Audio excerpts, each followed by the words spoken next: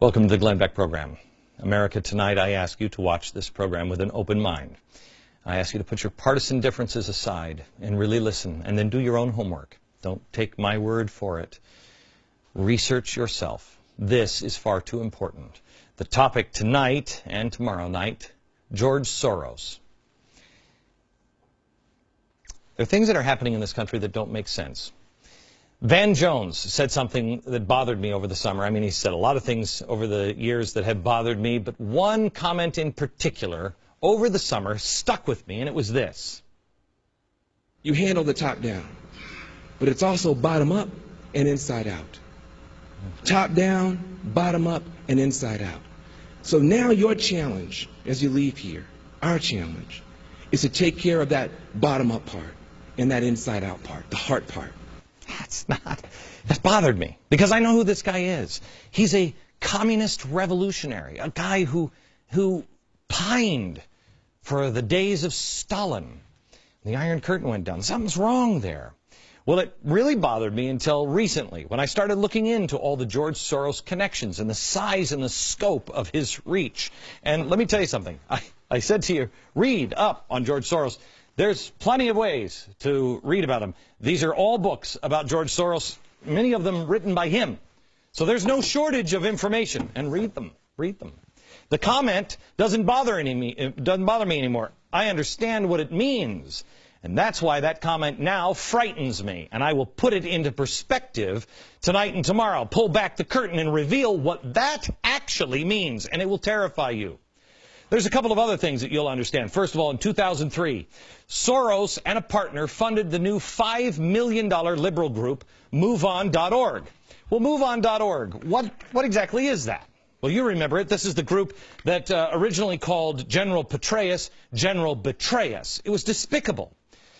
Well, who had they tapped for the executive director of MoveOn.org? This guy, Zach Exley. I've never heard of him before. Do you know who he is? Well, he previously had trained activists for the anarchist group, the Ruckus Society. These are the riots in Seattle, helped orchestrated by this guy. More on that in just a minute. Oh, by the way, he's also a blogger for the Huffington Post, which is interesting because the Huffington Post gets money from George Soros. Oh, and he's also a fellow with the George Soros Open Society Institute. Violent radicals. Oh, and by the way, it's just not that phrase that came. George Soros has been following him as he originally funded the Ella Baker Society, or the Center for Human Rights. And then, of course, he was on the Apollo Alliance. And then when he got fired from the White House, he went to Center for American Progress, which is also funded by George Soros. Radicals. Radicals. Oh, the Open Society Institute, in case you don't know what this is, don't worry, you will in the next couple of days. The Open Society Institute is George Soros' most important group. It is really spectacular. It is his philanthropist arm. This is where he looks for Mother Teresa to give out his precious money. And boy, did he find Mother Teresa. Well, not exactly. He found, to head this organization, the founder of the violent activist group SDS, Students for a Democratic Society. You don't know what they did in the 60s? You will. One string, $425 million every single year. The strings that are being pulled by the puppet master.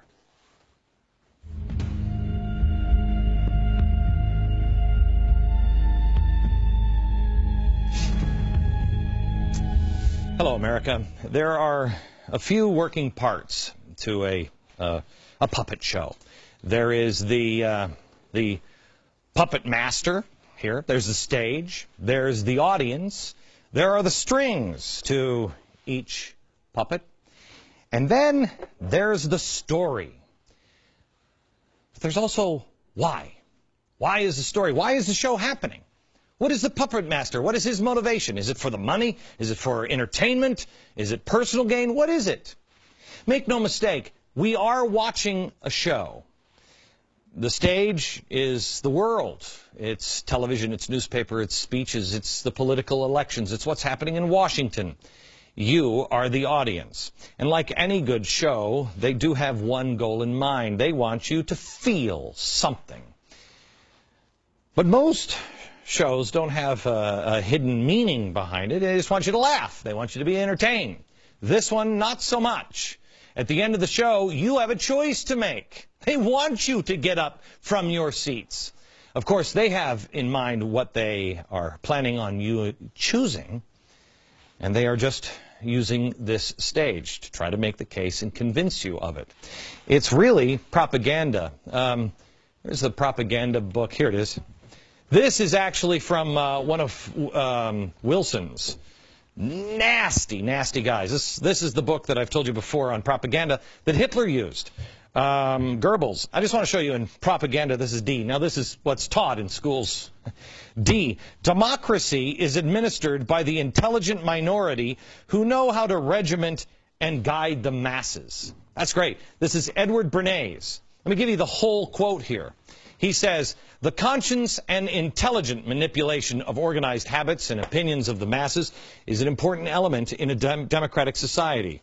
Those who manipulate this unseen mechanism of society constitute an invisible government, maybe almost a shadow government, remember that, which is the true ruling power of our country. Do we have a shadow government? Answer it now. Remember how you answer it. And then answer it again after today's show and tomorrow's show. The question is, do we have a shadow government? And if we do, who are those intelligent minority that is guiding us through? And where are they guiding us to? If you skip past all of the puppets and the strings, if you stop looking at the puppets themselves, you have to see who's behind the puppets. Who is choosing the puppets and the players? Who's the puppet master? George Soros. Now, I am sure that this will be called a conspiracy theory, and quite honestly, a year ago, 2 years ago, I wouldn't have believed it myself. But it is right out in the open. I encourage you, do not take my word for this. Do your own research, and don't go to conspiracy websites or anything else. Go to his own books. Go to the biographies written about him. Go to things that are well documented, like 60 Minutes, things that are well known for their accuracy. We have all of the materials that put this show together at glennbeck.com and in my free email newsletter. I want you to see the footnotes on this program. Do not take anything I say as gospel tonight. I want you to decide for yourself. I want you to question with boldness. Is George Soros a man who says, yes, you will be perfect and you will be perfect? Is he really a puppet master? And if he is, how does he control? How does he control? Well, let's start with this. Let's just take a couple of examples here on what George Soros has said and then see if there's any connection to anything. Soros spoke at Columbia University. He talked about an urgent need for campaign finance reform. I want you to remember, questioning our elections is important to George Soros. You'll understand in about 20 minutes. Well, he wanted to have campaign finance reform. He thought it was important. He spoke at Columbia University about it. Well, Open Society, his little group, Open Society, started by the guy with SDS, it was one of only a handful of groups who spent $123 million to push finance reform. Soros, quote, said, do something about the distortion of our electoral process by the excessive use of TV advertising. So he wanted to make sure that lies couldn't distort things. Well, it wasn't long after that speech at Columbia University that, lo and behold, Senator Russ Feingold, a progressive, and a few months later with John McCain, a Republican progressive, came with a proposal in hand for what would eventually become the McCain-Feingold Act. The irony, if it is that McCain-Feingold ultimately led to the explosion of 501c3 groups, which can advertise at will. 501c3 groups. Oh, 501c3 groups? You mean like Sojourners, or Color for Change, or the Tides Foundation, or Media Matters, or People for the American Way, or MoveOn.org, Center for American Progress, the Apollo Alliance, Eller Saker for Human Rights. You mean those things? You see, we had the McCain-Feingold Act, and then mysteriously, almost unbeknownst to everyone, those groups became very powerful, much more powerful. And guess who controls most of the most powerful? George Soros. George Soros, in the aftermath of 9/11, talked about police action as an alternative to war. Now, did anybody pick up on that? This is what he said. War is a false and misleading metaphor in the context of combating terrorism. Crimes require police work, not military action. George Soros. Here he is, the Democratic candidate for president, adopting crimes require police work, not military action positions. What we've learned is that the war on terror is much more of an intelligence operation and a law enforcement operation. The war on terror is far less of a military operation and far more of an intelligence-gathering law enforcement operation. And that's what we have now in our office. Starts with George Soros. Days after President Obama was elected, George Soros again set the agenda. He said, quote, "I think we need a large stimulus package which will provide funds for state and local government to maintain their budgets because they are not allowed by the Constitution to run a deficit. For such a program to be successful, the federal government would need to provide hundreds of billions of dollars. In addition, another infrastructure program is necessary. In total, the cost would be between $300 and $600 billion range." Well, what was on the first thing on his agenda? The $787 billion stimulus bill.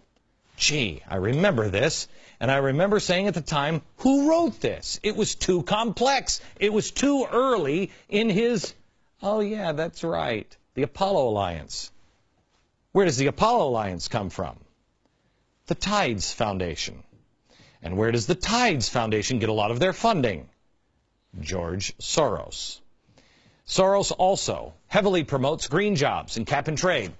Also, days after Obama was elected, he called for a new energy bill. "I think this is a great opportunity to financially deal with global warming and energy independence. The U.S. needs a cap and trade system with the auctioning of license for emissions rights. I would use the revenues from these auctions to launch a new environmentally friendly energy policy that would be yet another federal program that could help us overcome the current stagnation." Well, Congress introduced, but you stood up. You said, "I don't think so." The audience started to revolt. Cap and trade failed. Now, through Freedom of Information Act, we find out that the Department of Energy and the EPA actually coordinated their response to damning reports on green jobs from Spain with the help of George Soros and his Center for American Progress, which gets their funding from here, George Soros. Here it is, December 9th, 2004. Also, there was this piece of information. This guy, where is Eli? Eli Pariser. There he is. He headed the Soros group, the front group, MoveOn.pac. Now, he wasn't upset that Kerry lost. Why? He explained this in an email. This is important that you understand. Quote, "In the last year, grassroots contributors like us gave more than $300 million to the Kerry campaign and the DNC and proved that the party doesn't need corporate cash to be competitive. It's now our party. We bought it, we own it, and we're going to take it back." Do you understand what just happened? George Soros got rid of all of the corporate money through McCain-Feingold, which then allowed all the 501c3s to come in. This one might help, and this one might help, and this one might help. And all the 501c3s now make the party lift their hands. The money is the string. They control everything. They tell the party what to do. You've been watching a show. You think the Democrats are still Democrats? They're not. They're not. I want you to understand there are two kinds of puppets here. The first puppet is the puppet organizations. You know, I don't know. This is the Musicians Union, and maybe this is SCIU and the AFL-CIO and ACORN. Their job on stage is to create an illusion of a big, dramatic movement that is happening. A grassroots. You know how Nancy Pelosi is always saying, oh, that's a grassroots, and that's AstroTurf. Right. They're doing something on the stage, and they're getting you to believe something. But it's all part of the show. The second kind of puppet is an individual puppet. It could be John Kerry. It could be Van Jones. Could be Andy Stern, Richard Trumka, perhaps President Obama. Have you ever wondered who's at the other end of a BlackBerry? No president has ever had that. That was a security risk. Why did we spend so much money? Who does he need to talk to? Who does he need to see texts from? Who's writing the damn speeches in the teleprompter everywhere? There are also two storylines. If you would come to a show, there's always two storylines, and you'll see it in different movies about stages and stage performers. Even Moulin Rouge is just a favorite movie of my family. Two stories. There is what's happening on stage, and then there's the one behind the stage. You don't ever see what's happening behind. But the story that they're telling on stage and they're acting out, you know. Oh, the government needs to spend more money to stimulate the economy. No, we need more government intervention. Those evil rich people won't spend their money. We need more taxes. All of that. You know this storyline. But how much of it is real? How much of it is orchestrated? Well, there's only one way to find out that answer. And that is you have to look behind the curtain. On this program over the years, we have shown you the people who are taking our country apart piece by piece. And we've shown it to you in their own words.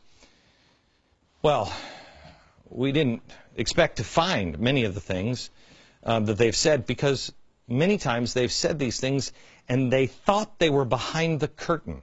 They didn't expect you to see these words from even the President of the United States. I happen to be a proponent of a single-payer universal health care plan. A single-payer health care plan, universal health care plan. That's what I'd like to see. He's at AFL-CIO. That wasn't part of the storyline. It wasn't supposed to be revealed. That was behind the curtain. He was talking to the AFL-CIO. Behind the scenes. Over the next couple of nights, we'll do our best to give you a complete tour of the show. The puppets, the money strings, the storylines, behind the stage, everything. Not just the parts they want you to see. And again, I don't want you to take my word for it. I want you to read all of this yourself. All of the links and information and additional reading material will be available at glennbeck.com. Also in my free email newsletter, you can sign up for it there. Also, we have put it on theblaze.com. There are news stories about George Soros today, and also amazing stories about violence from MSNBC. We have a commentator last night saying that we wonder if there should be a revolution. Of course, he's saying now, of course, the answer is yes, and maybe even a violent revolution. It's amazing what you are missing when you don't know what you're looking for. This isn't a conspiracy. That was on MSNBC. It's all out in the open. I believe you take a man at his word. And George Soros has publicly dedicated his life to this. He has even said he's willing to die for what he believes in. Here he is. In the things that I am engaged in, I'm actually willing to put my life at risk. And I think it makes me feel much more complete. Well, you complete me, George. I'm willing to put my life at stake, and so are many people in America. It's what you believe in. But what is it that he believes in? He has tens of billions of dollars all flowing in, pulling strings. His tentacles are everywhere. What is he going through all of this trouble for to achieve? Well, globalization. George Soros believes, quote, the main obstacle of a stable and just world order is the United States. Let that sink in for a minute.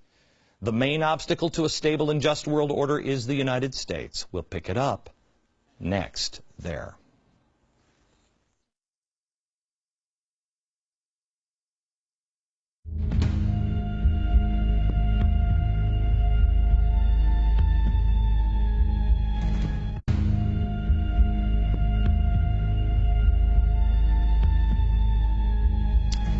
Tonight, George Soros, and tomorrow night, even more. Please DVR this series of shows. There's a lot of meat here that I need you to do your own homework on and learn the truth yourself. But we want to find out a little bit more about him and who he is and where did he come from. His childhood is shocking, traumatic. He grew up in Nazi Europe. 14 years old, he had to help the government confiscate the lands of his fellow Jewish friends and neighbors. He didn't grow up in a very Jewish household. His mother was a strong anti-Semite. George Soros' words, not mine. But when he had to go over and take the lands from the people, his Jewish friends and neighbors, who were being sent to the gas chambers, I can't imagine what that would do to a teenager, or anybody, an adult. Well, what did it do to George Soros? In an interview with Steve Kroft, Soros was asked if he felt guilt at all about taking the property from the Jews as a teenager. He responded, no. He also said, quote, I don't deny the Jews their national existence, but I don't want to be a part of it.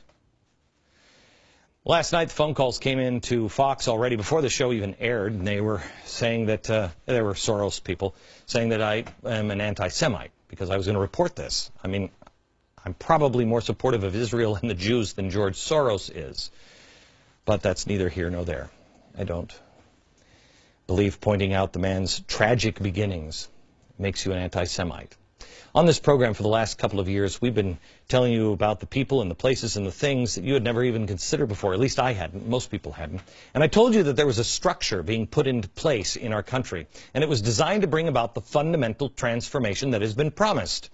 Through the course of this journey of discovery, amazingly, all the paths, time after time, really led to one man, George Soros, one guy. There's a crisis collapsing our economy. George Soros. When the administration and the progressives look for a savior to step in and save the day, George Soros. He makes predictions, and his loyal followers make sure they come true. He's pulled no punches about the end game. It's one world government.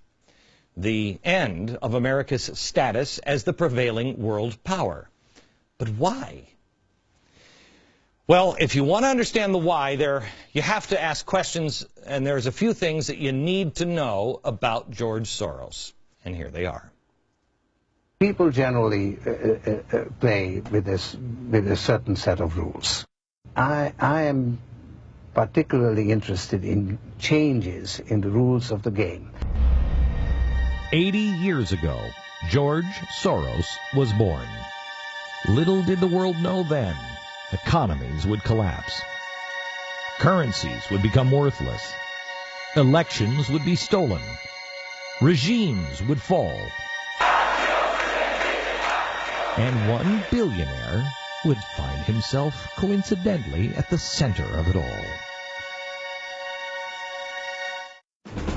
He was born in Budapest, Hungary on August 12, 1930, as George Schwartz, the son of Orthodox Jews.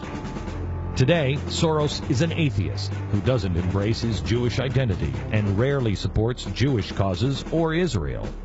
I've not been very engaged in Israel. Why not? I think there are enough Jews to take care of Israel. In 1947, the Soros family relocated from Hungary to England, where George attended the Fabian Socialist London School of Economics. He moved to New York in 1956, became a U.S. citizen in '61, and at the age of 39, he started what would become the Quantum Fund, which he would use to attack currencies all across the globe. He later would be blamed for the financial collapses in Thailand, Malaysia, Indonesia, Japan, and Russia.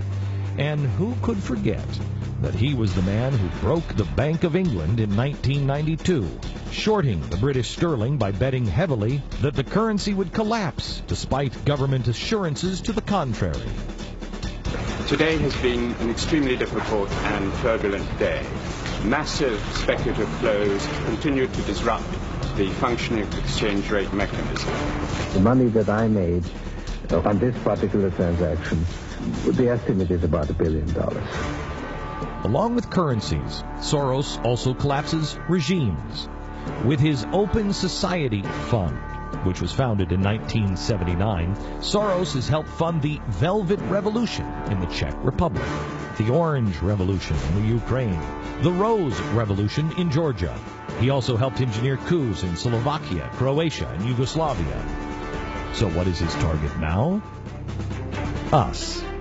America. He said it himself on many occasions. He said, what I have done in other countries in terms of overturning bad governments, I'm going to do in this country. Our country needs us. And we need people like George Soros, who is fearless and willing to step up when it counts. Political analysts say the shadow party he has built here greatly resembles those he created in other countries before instigating a coup.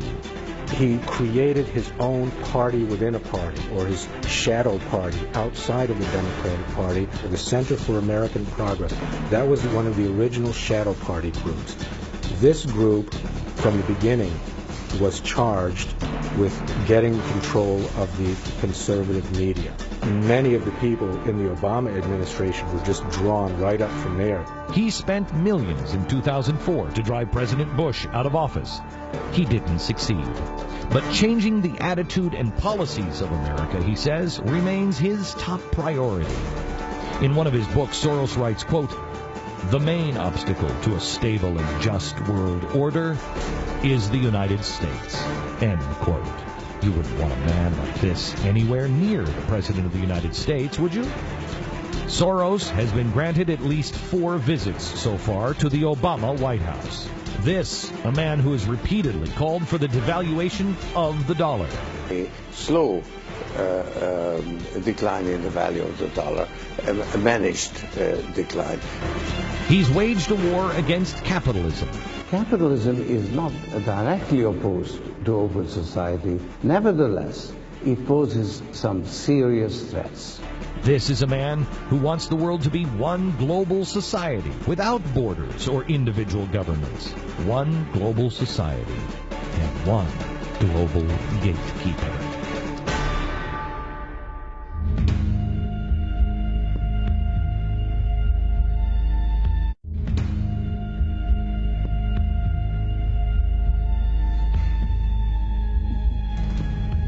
We are trying to describe a very complex problem in a very short period of time. It may take us 3 days to do this. I ask you that you would videotape or DVD every episode this week. I have been warning about a structure that progressives have worked to put into place. The health care bill, cap and trade, the stimulus bill. Thousands and thousands of pages that nobody has seemed to have read. We exposed this structure layer by layer until we finally got to the same guy over and over again, George Soros. Now, I just showed you how he collapsed regimes internationally, and now he's aiming at America. Soros has been calling for globalization for decades, saying, quote, "To stabilize and regulate a truly global economy, we need some global system of political decision-making. In short, we need a global society to support our global economy." Interestingly, the greatest opposition to this idea is coming from the United States. With the right sense of leadership and with a clarity of purpose, the U.S. and its allies could help stabilize the global economic system. The opportunity is waiting to be grasped. So he knows better. You just don't understand. Do you see the arrogance? Soros' goal for achieving globalization is done through organizations, puppet organizations, and he remains in the shadow. He's able to pull the strings because he's the money that animates each of these puppets. According to Shadow Party author Richard Poe, he wrote, "Through his global web of open society institutes and open society foundations, Soros has spent 25 years recruiting, training, indoctrinating, and installing a network of loyal operatives in 50 countries, placing them in positions of influence and in power in media, government, finance, and academia." Does any of this sound familiar? This formula of infiltrating the system is always the same with Soros. It's the one he always uses. So I'm not asking you to believe me on conjecture. I'm asking you to learn the history of George Soros. His method is to create a shadow party, form a shadow government every time, and then you'll be one step closer to one world government and taking power. A shadow party is not a political party. It is not, at least not in a tangible sense. It works outside the normal electoral system. In 2000, Soros funded 1/3 of the shadow conventions. Do you even remember these? They were run by Arianna Huffington, the president's favorite source of news. And one of the lead organizers next to her was Jim Wallace, one of the guys who is campaigning against this program, surprise, surprise. The idea was to parallel the Democratic and Republican conventions, the shadow convention. Huffington said at the time the message of the shadow conventions was, quote, not left or right, and the answers to these issues are not going to be found in the old ideas of the past. Clearly, the Great Society solution of top-down programs has failed. Top-down programs. Instead, the answers could be found in the raw power, quoting, of government appropriations. Wow. But it was the next election cycle that truly launched the shadow party. In 2004, when Soros didn't mince words, he stated, quote, this is not a normal election. These are not normal times. And, quote, I do not accept the rules imposed by others. If I did, I would not be alive today. And in periods of regime change, normal rules do not apply. One needs to adjust one's behavior to the changing circumstances. By the 2004 election cycle, Soros' shadow party had shaped the Democratic message. Under Soros, the guidance of the shadow party infrastructure had assumed the coherent shape by early 2004. There were 7 extensively independent nonprofit groups, which included MoveOn.org, that would help the Democrats. Really. Soros surrounds himself by radicals and revolutionaries. Let me go back to what I told you at the beginning. George Soros is creating a new structure through a shadow party. He infiltrates politics. He pulls the same playbook out every single time. Ukraine, Croatia, Yugoslavia, Georgia, and Slovakia. The same thing. Here it is, step by step.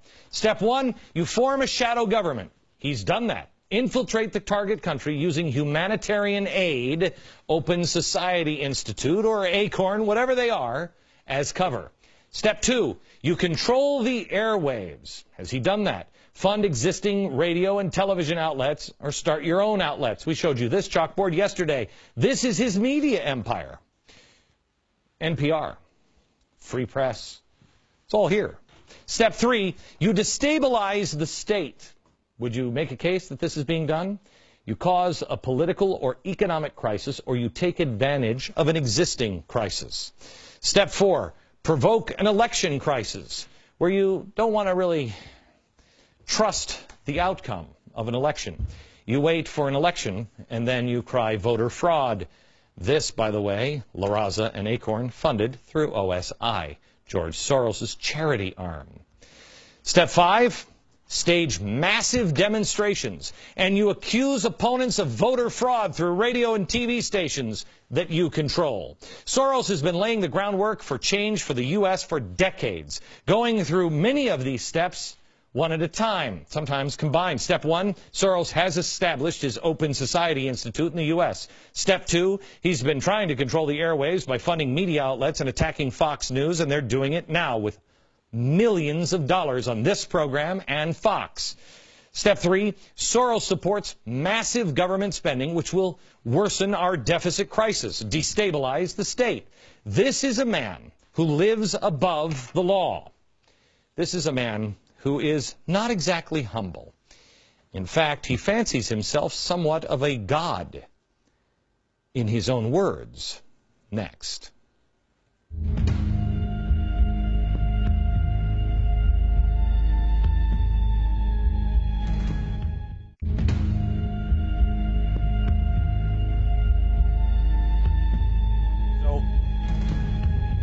What would possess a man to need as much power as George Soros does? Well, the title of a biography that he himself authorized refers to him as a messianic billionaire. Wow, that's quite a claim. But maybe you should look into the mind of the puppet master. and see what's inside. The United States should find its proper place in a new world order. They would have to give up some of their privileges. He's been trying to reorder the world as if he is the creator. Soros has admitted in the past he doesn't believe in God.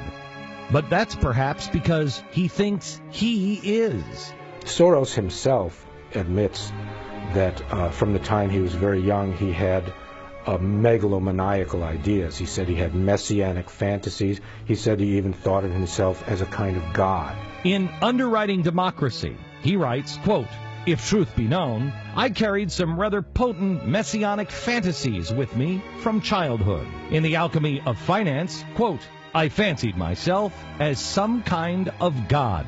He's even said that now that I've made these things, these dreams into a reality, I feel more comfortable admitting to the magnitude of my ambitions. In Soros on Soros, quote, "I probably couldn't feel all of a piece if I weren't larger than life." To the New Yorker, God in the Old Testament has a number of attributes. Invisible. I was pretty invisible. Benevolent. I was pretty benevolent. All-seeing. I tried to be all-seeing. End quote. Soros goes further in that he has said that he wants to be the conscience of the world. He was quoted by his biographer, Kaufman. Yes, I did say that, and actually I stand by it. I think the world very much needs a conscience. I want my foundation network to be the conscience of the world.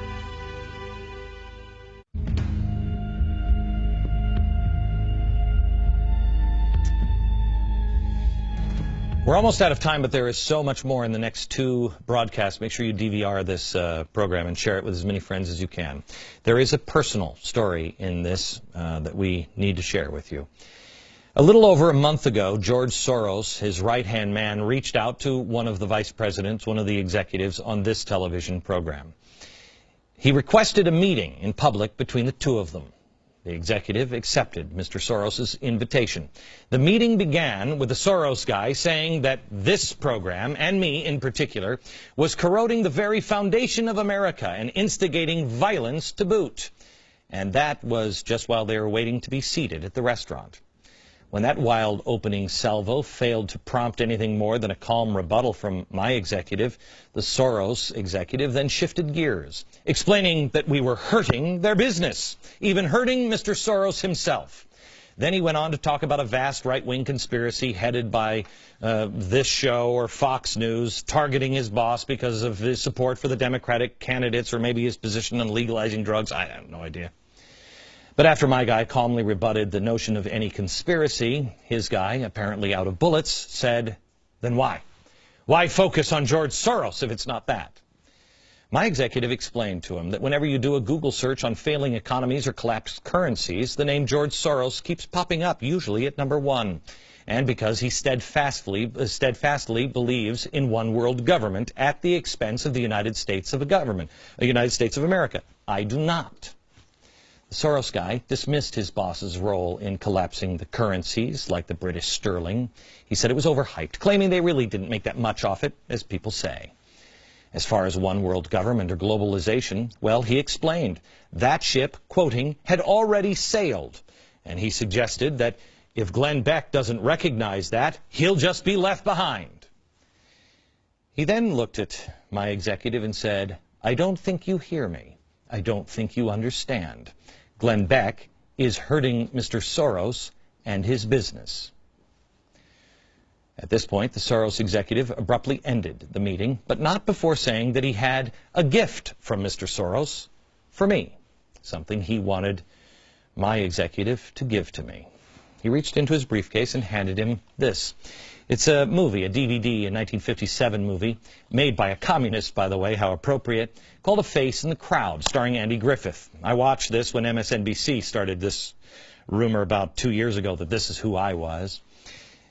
It was handed to him. He wanted to make sure that it was very clear that the story accurately represented of who they thought and who Mr. Soros thought I was personally. He said, make sure you share it with Mr. Beck. In case you're not familiar, Andy Griffith plays a drunk, a petty criminal who, with the help of radio reporter played by Marcia Neal, transforms himself into a famous national talk show host, a man of influence with the masses and politically powerful, but he is a very bad guy. Towards the end of the movie, the character, Larry Lonesome Rhodes, is revealed to be a fraud, a liar. And the movie ends with him all alone, screaming insanely from the balcony of his Manhattan high-rise. Marcia Neal's character is afraid he's going to jump. Mr. Soros, I'm not going to jump. I'm also not Lonesome Rhodes, but I appreciate your thinking of me. Let me say again what I've repeated on this program several times. All of this can go away tomorrow, but as long as I have breath, I will use that breath to speak about what I truly believe is the truth. As I have done several times on this broadcast and in that private public meeting with a partner of George Soros. Mr. Soros, you're welcome on this program to spend an hour with me. I'm sorry to hear that you repeatedly turn it down. We have a lot more information for you tomorrow and the next day. Make sure you tell your friends to join us. And all the information on tonight's broadcast is available at glennbeck.com and in my free email newsletter. Tomorrow, Soros and collapsing currencies internationally. What are his plans for the dollar? Don't miss it tomorrow. Good night, America.